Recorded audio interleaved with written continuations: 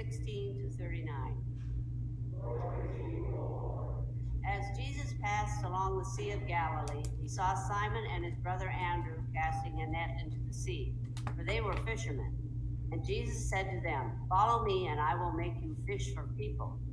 And immediately they left their nets and followed him. As he went a little farther, he saw James, son of Zebedee, and his brother John, who were in their boat mending the nets. Immediately he called them, and they left their father Zebedee in the boat with the hired men and followed him. They went to Capernaum, and when the Sabbath came, he entered the synagogue and taught. They were astounded at his teaching, for he taught them as one having authority, and not as the scribes. Just then there was in their synagogue a man with unclean spirit, and he cried out, "What have you to do with us, Jesus of Nazareth? Have you come to destroy us? I know who you are, the Holy One of God." But Jesus rebuked him, saying, "Be silent and come out of him." And the unclean spirit, convulsing him and crying with a loud voice, came out of him. They were all amazed, and they kept on asking one another, "What is this, a new teaching with authority? He commands even the unclean spirit, and they obey him." At once his fame began to spread throughout the surrounding region of Galilee. As soon as they left the synagogue, they entered the house of Simon and Andrew with James and John. And now Simon's mother-in-law was in bed with a fever, and they told him about her at once. He came and took her by the hand and lifted her up. Then the fever left her, and she began to serve them. That evening at sundown, they brought him all who were sick or possessed with demons. And the whole city was gathered around the door. And he cured many who were sick with various diseases, and cast out many demons. And he would not permit the demons to speak, because they knew him. In the morning, while it was still very dark, he got up and went out to a deserted place, and there he prayed. And Simon and his companions hunted for him. When they found him, they said to him, "Everyone is searching for you." He answered, "Let us go to the neighboring towns, so that I may proclaim the message there also, for that is what I came out to do." And he went through Galilee, proclaiming the message in their synagogues and casting out demons. The gospel of the Lord. Praise to you, O Christ. You can be seated. Oh, I don't need this.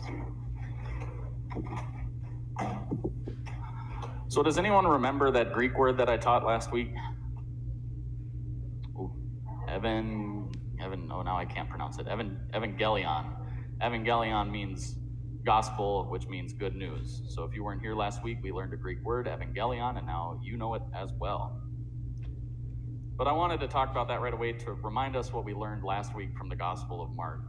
Remember, we learned that the Gospel of Mark, more so, and I should say not entirely, but more so than the Gospel of Luke and Matthew and John, is a political book and doesn't really have a lot of the spiritual stuff that Matthew and Luke does. Certainly the spiritual is in there.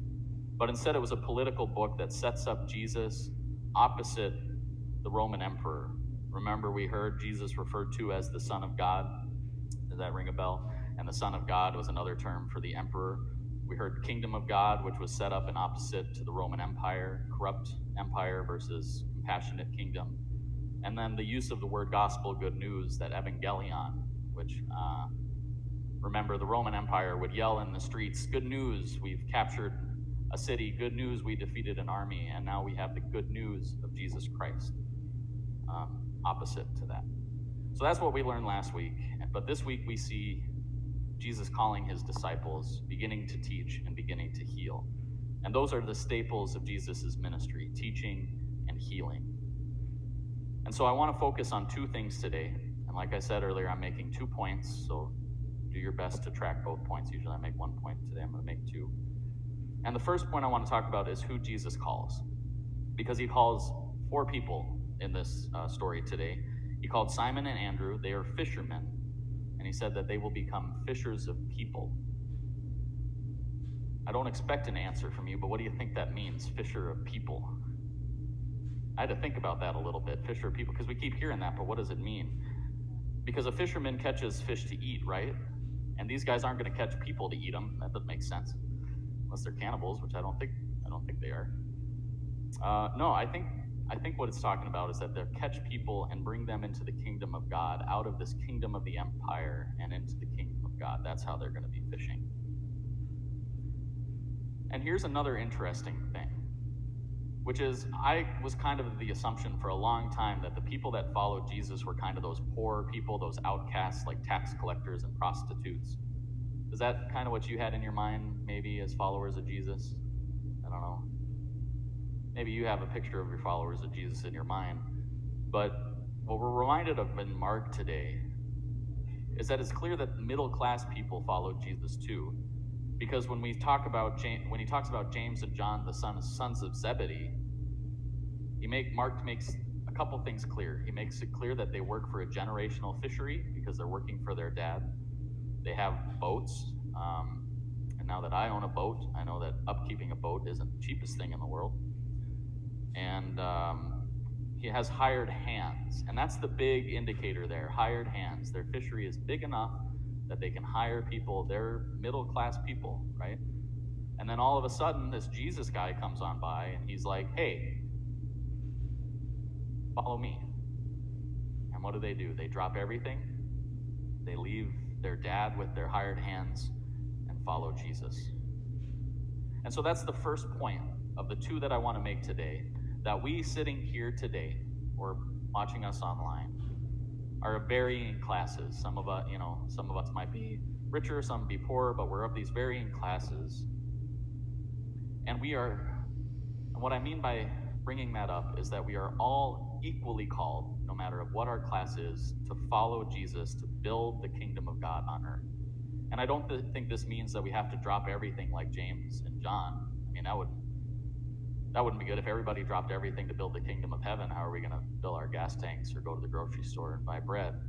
But instead, I think what we can learn from James and John, from dropping everything and following Jesus, is that we can all drop our baggage of the kingdom of the earth. Does that make sense? That instead of picking up and walking away, instead we can say to ourselves that, yes, I'm a sinner. We're all sinners.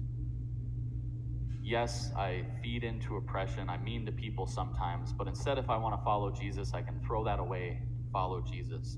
And wherever we're at in our lives, wherever our jobs or careers or retirements, we can follow Jesus every day. And that's by loving each other, ending injustice, stopping oppression and oppressive practices, and to help fill the basic needs of the people around us: food, water, shelter, and of course, dignity, I think, is a basic need. So there you go. That's point one, that we can all follow Jesus. Make sense? Point one. Let's talk about point two. So point two, which is a little less poignant. I thought this was funny when I wrote this, and you probably won't. This point is less poignant. They sound the same. I thought that was funny. It's really stupid. So we see in this text today the beginning of how Jesus will show us what it means to follow him. And Mark is setting things up here because the first thing he does is he goes to the synagogue and he teaches with authority. Teaches with authority. And again, this is Mark setting Jesus apart from the powers of the earth, not just the Roman Empire here, but also the leaders in the temple in Jerusalem. Because he even says that they say Jesus is speaking with authority, but not as the scribes, as the people in Israel. So there's something new happening here. Some authority that hasn't been around for a while. And it's through teaching that people are beginning to see this teaching and healing. And so that's the second point we're hearing today. We're hearing today how Mark intends to have us build the kingdom of God on earth through his teachings and healings. So therefore, as we continue in this Gospel of Mark series, which I'm still really excited about it, I hope you guys are getting on board. We're learning a lot, I think, through it. But that as we continue in these series, we need to remember two things, and the 2 points today: that we are called to build the kingdom of God on earth, and it's through teaching and healing that Jesus will show us the way throughout the Gospel of Mark. So stick around for the rest of the series. If you can't join us every Sunday, all the sermons are, not only are the services uploaded to YouTube now, but the sermons are too. So join us in that journey of the Gospel of Mark.